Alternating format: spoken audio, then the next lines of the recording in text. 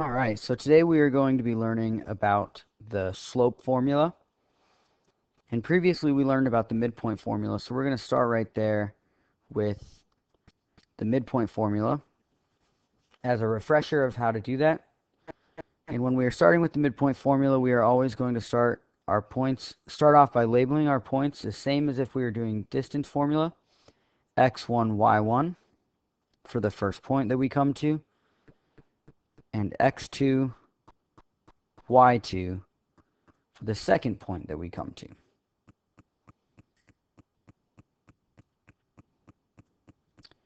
And for the midpoint formula, it says to take x1, which is 3, plus x2, which is negative 9, and divide that by 2.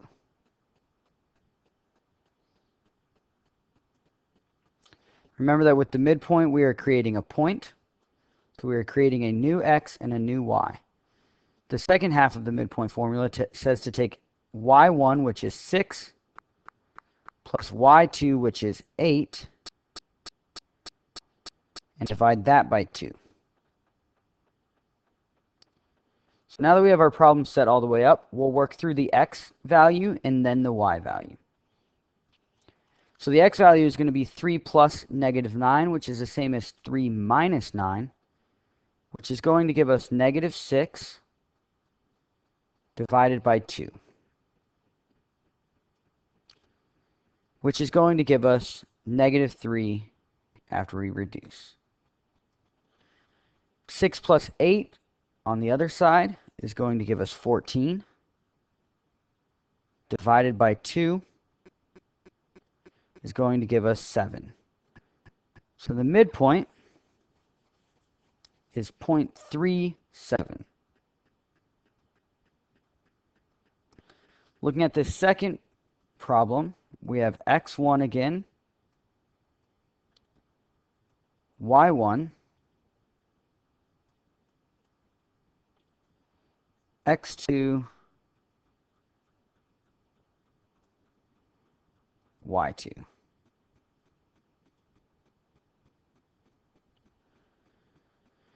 So we set our problem up as negative 4 plus 0 divided by 2.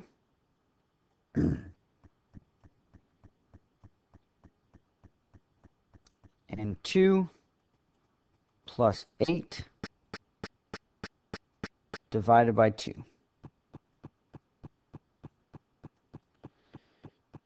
Negative 4 plus 0 is still just negative 4 divided by 2. Negative 4 divided by 2 gives us negative 2 for the x value of the midpoint. And now we'll solve for the y. 2 plus 8 gives us 10 divided by 2. And 10 divided by 2 is 5. So our midpoint is negative 2, 5. Now we're going to go ahead and move on into our notes on slope formula. So first we just want to talk a little bit about what the slope is.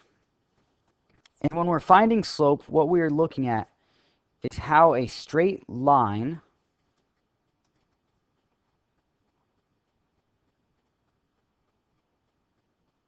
sorry, hang on one second.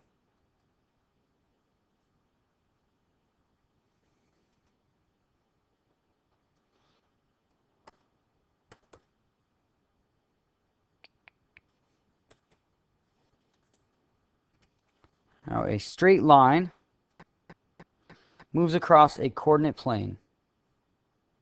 Let me make this a little bit bigger here. Let's, a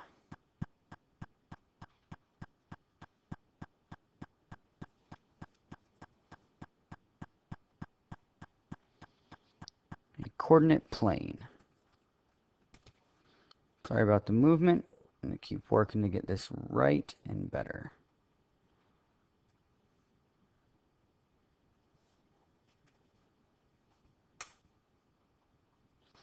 So the slope can be positive, negative, 0, or undefined.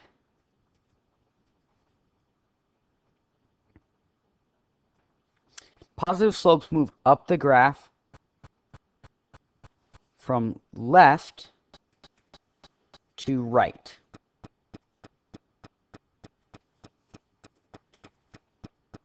From left to right. Negative slopes move down the graph from left to right. And a slope of 0 does not move up or down. It is a horizontal line. A horizontal line. And a line, an undefined slope, is a vertical line.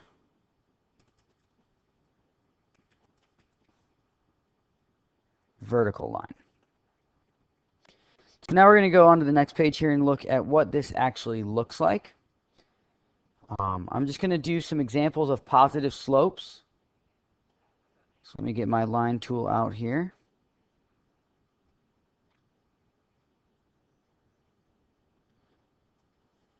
So a positive slope could look anything like this. Could look like this. It could be much steeper. Let me hold there for a second longer. So as we notice, as we move from the left side here, by the time I finish, I'm at a higher point on the graph than when I started. I started all the way down here. I end up all the way up here. Same thing happens here. As I move up, I'm not as at a much higher point, but I am still at a higher point overall. Started down here at around the 1.5, 2, ended up here almost at the 5. All right.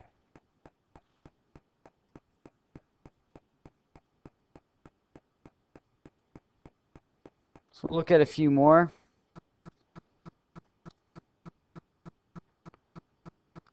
Lines here that are positive slopes.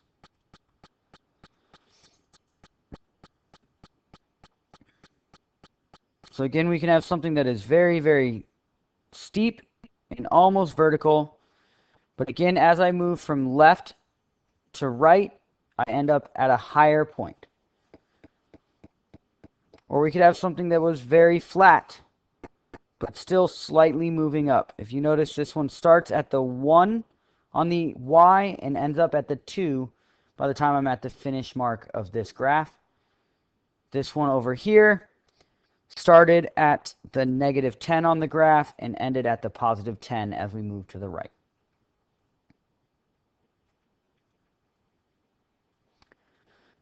We're just going to run through some examples of a negative slope. And again, it says that as a negative slope goes from the left to the right, it's going to go down as we travel left to right.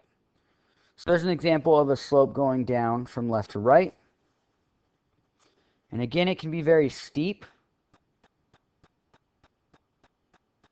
almost like a direct fall, or it can be much flatter,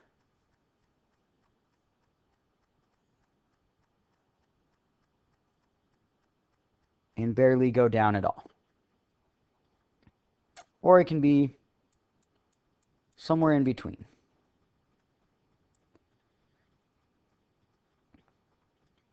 So now we'll look at slopes of 0. The slope of 0 again is a horizontal line, which means that its value on the graph for the y values will not change as we go from point to point. So as we notice, it's at the 7 over here. It doesn't go up or down. It's still at the 7 on the y value all the way over here. So again, it could be here. This one has a y value of 3. And these slopes are 0. Again, the slope is 0 because slopes are looking at how many spaces and movements we have going up as we move from left to right. or down from left to right. And this doesn't go up or down from left to right. A few more quick examples. It can be in the negative. So we can have a -8 slope, or sorry, a slope of 0 at the -8 on the y, or at the -2. Again, these are slopes of 0 going through the graph. Now, an undefined slope is very similar to a slope of 0, but instead of being horizontal, they're going to be vertical lines. Vertical lines are undefined slopes.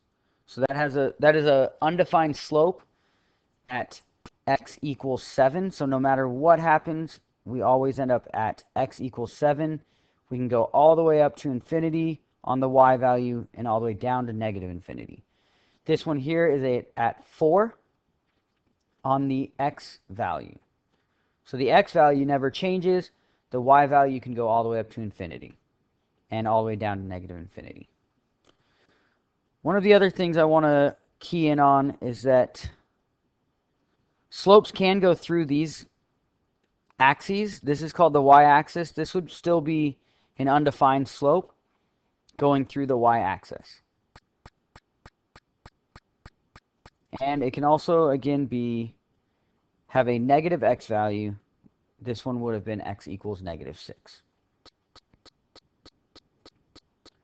So what we're going to do now is look at how we can use a graph to find the slope formula, or the slope of a line or a line segment.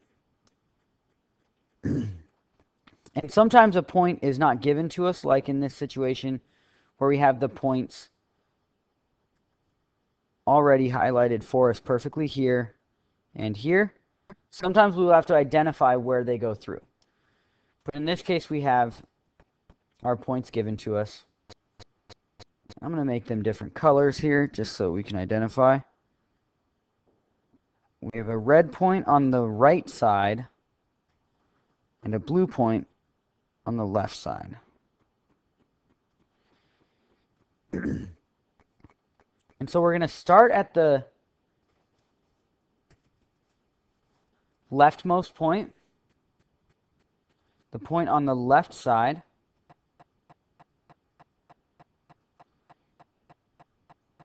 And as we move from the left, we're going to make a horizontal line.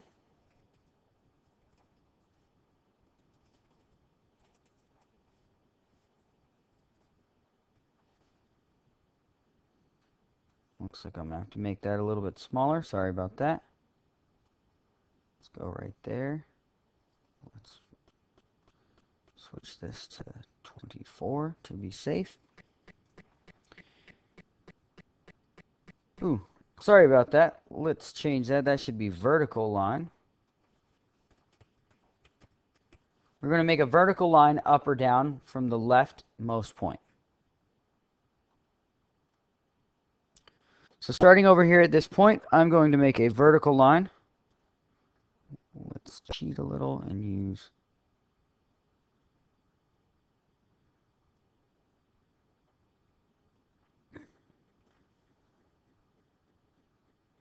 so I make a vertical line. I'm going to stop it where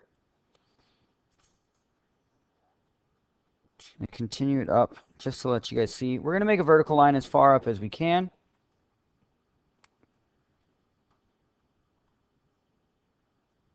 And then what we're going to do is make a horizontal line from the rightmost point in the direction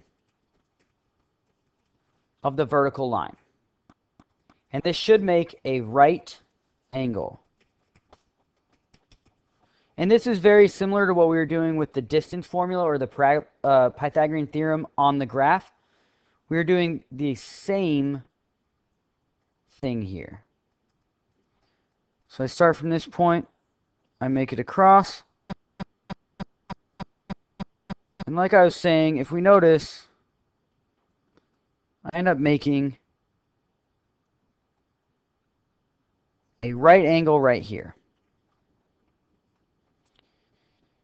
And when we were working with the slope, we are going to count our vertical line first.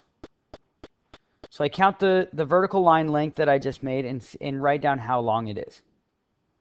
And it's going to be a positive value if I go up. And in this case, I'm going up. So 1, 2, 3, 4, 5. This is a slope, or a starting with 5 as a positive, and I went up.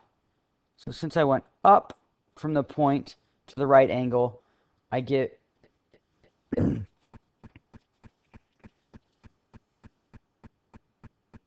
since I went up, I give it a positive value. If I would have went down,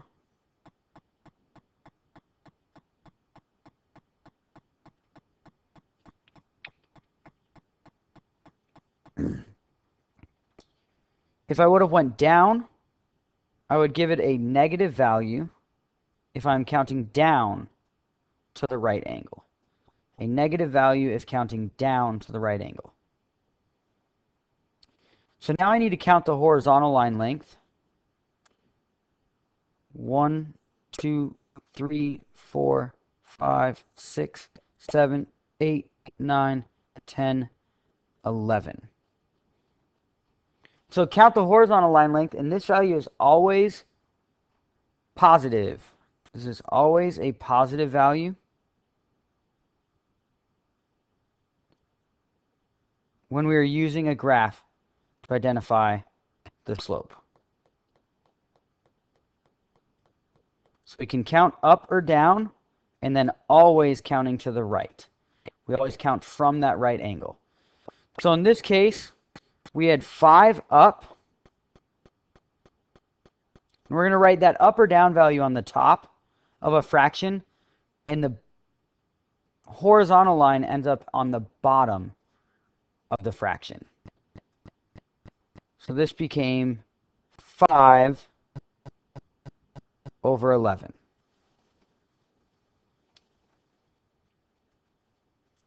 So we have a couple practice problems here for you guys. I want you to go ahead and pause the video and attempt to find the slope of these line segments here. And then come on back to the video in just a moment, and we will work, and I will have the work shown for you as well.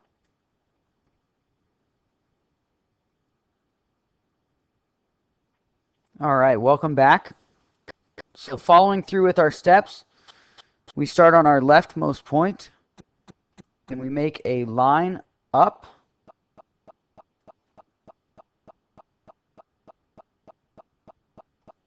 Vertical, and we make a line over horizontal.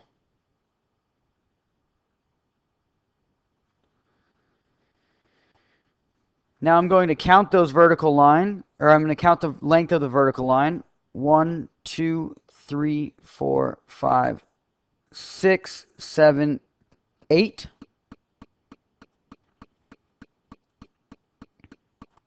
And then I will count the horizontal line. 1, 2, 3, 4, 5, 6, 7, 8, 9, 10, 11, 12, 13, 14, 15, 16. So now I get 8 over 16. And what we're going to do to make sure that we have our final answer correct is we're going to have to make sure that we can, if we can reduce, we reduce this problem. And the way to do that is to look at what can be divided out from both of these. And we notice that 8 times 2 is 16. And that means that we can take an 8 out of both of these. And 8 divided by 8 is going to give me a value of 1 over 16 divided by 2. Sorry, 16 divided by 8 gives me a 2. So my final slope answer is 1 over 2. Looking at this slope, this is an example of a negative slope.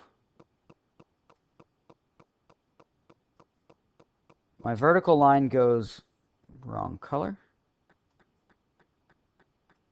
My vertical line goes down.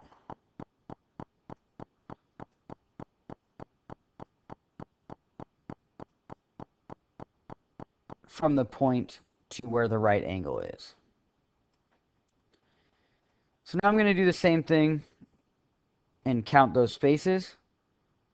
1, 2, 3, 4.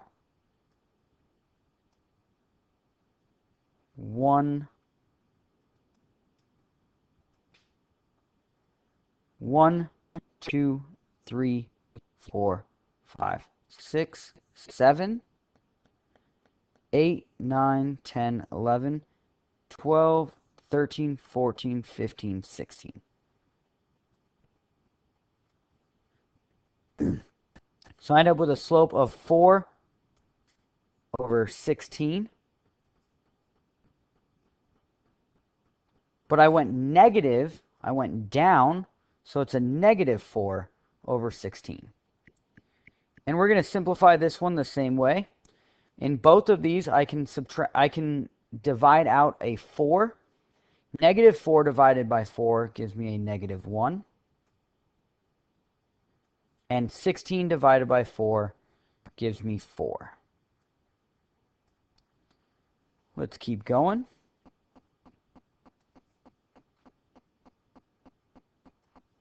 Starting at my leftmost point, I identify if I go up or down. And in this case, I will go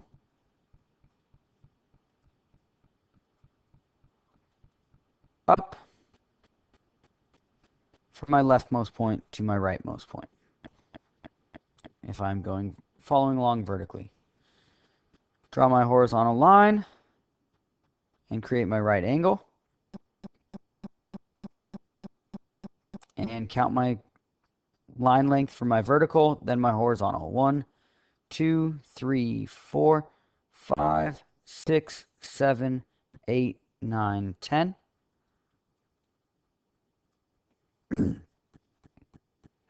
And my horizontal. 1, 2, 3, 4, 5, 6, 7, 8, 9, 10, 11, 12, 13. So I have 10 over 13, and this one's a positive slope again. And this one won't simplify any further because 13 is a prime number. And now we look at this point. Now, if I wanted to go through this process, I would look, do I go up at all? And I would say, no, my up or down movement is 0. And then if I wanted to, I could count my horizontal movement. 1, 2, 3, 4, 5, 6, 7, 8, 9, 10, 11, 12, 13, 14, 15. So 0 over 15. And when I simplify 0 over 15, I end up with 0 still. So that's why we say that it is a slope of 0, because there's no up or down movement. So the up or down movement keeps it at a 0 the whole time.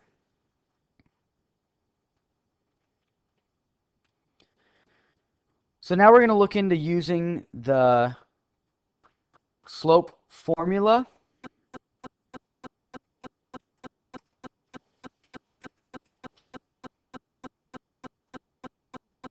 The slope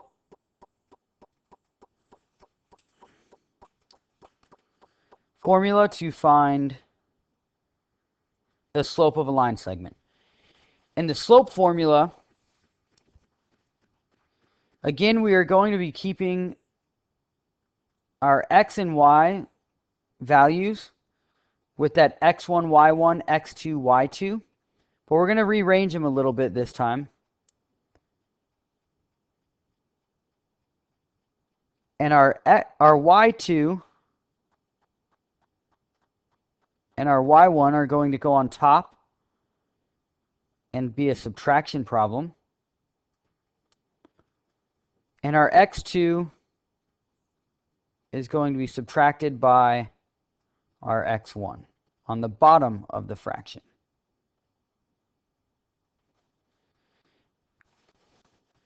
And so the red represents what we call a rise.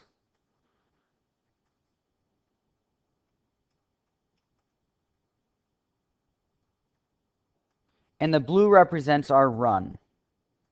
And this is something that you guys should have heard in Algebra 1, rise and run. And you guys should, this formula should look familiar because it is something that we use both in Algebra 1 and in geometry.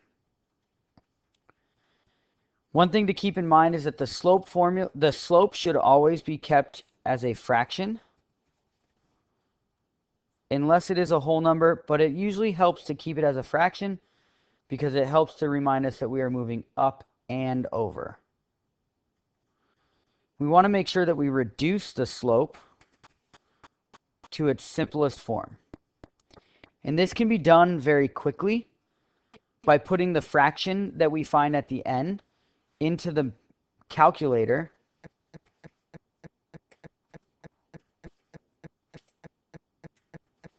and pressing math enter enter after we enter the numbers into our calculator. So looking here, we have a practice problem, and we have an x1 and a y1.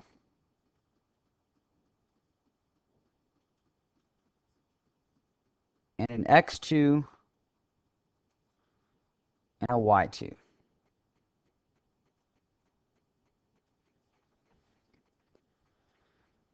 So on these, we start with our y values, 6 and -4. So our slope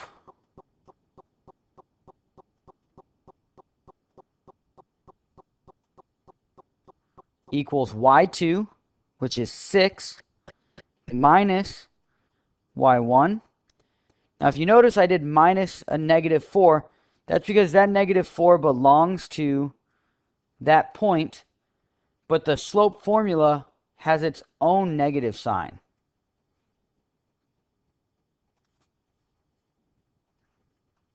So 6 minus -4 divided by 9 minus 3.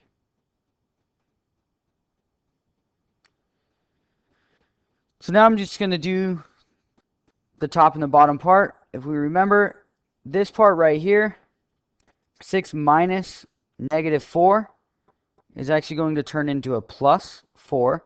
So 6 plus 4 gives me 10.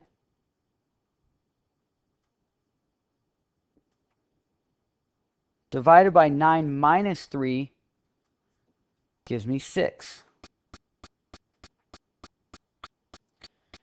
And now what I'm going to do is look to see if I can simplify this out. And I notice that they're both even numbers. So the 10 can be simplified down to 5 by dividing 10 divided by 2. And the 6 can be simplified or reduced down to 3 because 6 divided by 2 is 3. We can also put 10 divided by 6 into our calculator and hit math, enter, enter, and it will reduce it to 5/3, our final answer. I've got a couple practice problems here for you. I just want you to go ahead and complete those, and we will check these in class. Thank you guys so much for watching. I hope this was very clear and concise. If not, please speak to me in class.